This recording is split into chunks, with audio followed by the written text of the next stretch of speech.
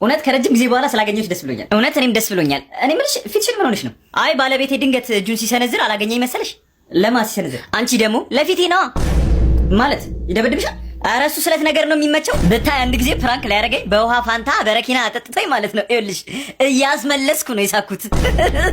ከዛ ደግሞ ይሄ ፊልም ላይ ምናምን ውሃ የሚረጫጩት አሉ አይደለ? እሱ ደግሞ በቃ ይኸውልሽ አሲር ሊረጭብኝ ማለት ነው። ሲያባረኝ ፖሊስ ጣቢያ ሄጄ ነው የተጠለልኩት።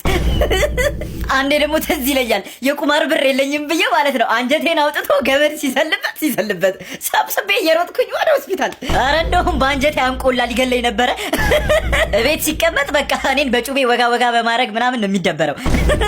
አንድ ጊዜ ደግሞ በመኪና ገጭቶ 6 ወር ኮማ ውስጥ አልከተተኝም። ስነቃ ከኮማ ማለት ነው። እንዴት እንደሳኩ ልነግርሽ አልችልም።